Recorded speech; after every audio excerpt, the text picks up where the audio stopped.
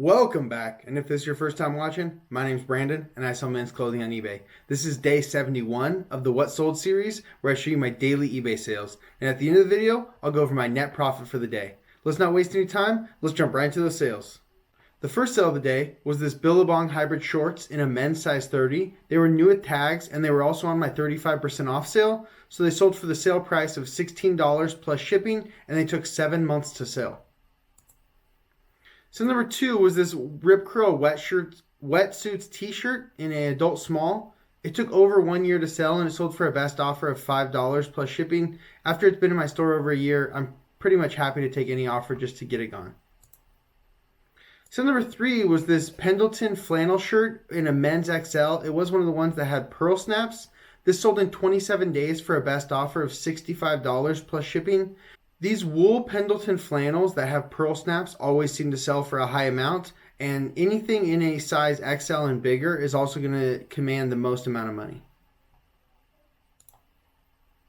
So number 4 was this Lululemon knit sweater in a men's 2XL. It took 9 months to sell, and it sold for a best offer of $20 plus shipping.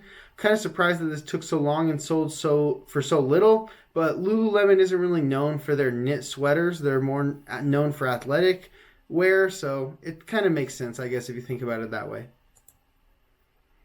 So number 5 was a Champion Todd Snider sweatshirt in a men's medium. This took 77 days to sell, and it sold for a best offer of $40 plus shipping. Anything Champion Todd Snider collaboration is going to sell for a ton of money, and it's going to sell really well. I actually found like 3 or 4 of these one day, and the other ones all sold for around $50. This is actually really low to be selling one of these sweatshirts. These normally sell in the $50 to $60 range. So number 6 was a Wrangler Western shirt in a men's medium. It did have a really good print on it, and it sold in 12 days for full price $40 plus shipping, and that was with a little mark on the sleeve even. So number 7 was a vintage Highway 1 Hawaiian shirt, and it was in a men's 2XL. This took about 3.5 years to sell, and it sold for $10 plus shipping. This is one of my 50 oldest items that was in my store. So number 8 was a Rain Spooner Millie Kliki Maka Christmas shirt, and it wasn't a youth size large. It took 11 months to sell, and it sold for the full sale price of $23 plus shipping. So number 9 was a Polo Ralph Lauren flannel shirt in a men's XL. This took about 3 months to sell, and it sold for the sale price of $15 plus shipping.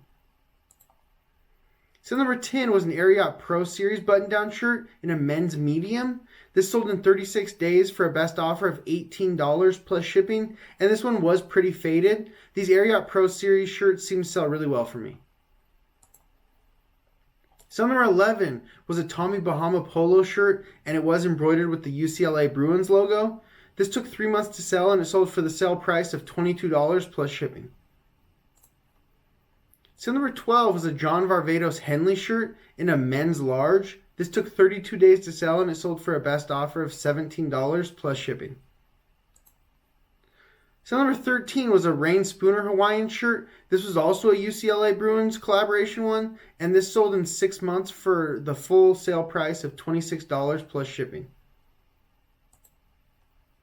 So number 14 was this vintage Western shirt by I think the brand was Broncos. It's not like a known brand, I don't think. I think that the pattern on it, the geometric Aztec pattern, is what sold it. And this sold in 3 days for full price, $30 plus shipping.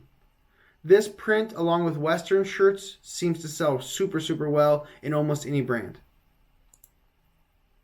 So number 15 was an Abercrombie & Fitch Soft AF sweater, and it was in a men's small, and it was also new with tags. It took 22 days to sell, and it sold for full price $40 plus shipping. So number 16, and the biggest sale of the day, was this Supreme Levi's denim jacket in a men's large. It sold in 3 days for a best offer of $125 plus shipping. I actually probably had this item for around a year, and I just recently got it listed because I was waiting to take it to the dry cleaners because it was super destroyed. There was tons of yellow spots, tons of stains, tons of marks. It was, like I said, just super destroyed, and I just never ended up taking it. I finally which is weird because I list all of my items. I don't have a death pile. I'm actually always low on items, like scrapping together to get enough items to list. But this was the one item that was set aside, like I said, for probably a year. Finally got it dry cleaned, and the dry clean didn't even really get any of the spots out of it. But then I went ahead and listed it after that. And as you can see, I listed it for $200, took a best offer of $125 plus shipping. I probably would have held out a little bit longer for a higher price if it didn't have so many stains on it. So number 17 was a Merino. The brand's called Marino Blend by Paradox, and it was a quarter zip base layer. It sold in 7 months for a best offer of $7 plus shipping, and it did have some flaws on it. So number 18 was the Scorpion band t-shirt in a women's large. This did come from the band t-shirt buyout. I think I bought these for a little less than $4 each. This one sold in 18 days for a best offer of just $6 plus shipping. These I didn't realize I picked up so many of the women's ones, and as you can see here, I still have 27 more of these. So I'm going to accept almost any offer that even just makes me $1 or $2. That way I can get some of these moved out. I think I'm going to be making most of my profit on the men's ones. Luckily, there was more men's ones than women's ones, so hopefully it ends up that we make some money, but I think as the months go on, I'm going to regret this buy more and more. Sale number 19 in the final sale of the day was this Lou Buttonup. It was like a Hawaiian shirt, and this one wasn't a women's large. It sold in 9 months for the full sale price of $18 plus shipping. That's it for the sales. Let's jump into those numbers. On November 10th, we sold 19 items for a total gross sales of $710.06, giving us an average sale price of $37.37. We sold items all the way from a range of $5 plus shipping up to $125 plus shipping. So there was a huge range, but it averaged out to $37, which I'm very happy about. The selling costs and net sales are always inaccurate. Let me show you guys what they really are. So the selling costs were $213.01. The breakdown for that is $84.65 in eBay final value fees, $114.61 in shipping labels, and $13.75 in promoted listing fees. 8 of the 19 sales came via promoted listings. I promote all my items at 5% except the items from the band tee buyout. So that one band tee that did sell today did sell via promoted listings, and that one was promoted at 10%. So after promoted listings on that item and fees, I'm probably pretty close to break even on it. But like I said, I'm just trying to move those out. The women's ones especially, I just want to get my money back for them. But back to the numbers. If we take away the selling costs as well as the tax and fees collected by eBay away from the gross sales amount, that gives our net sales for the day of $460.31. We still need to take away our cost of goods. Our current average cost of goods is $11.73 per item.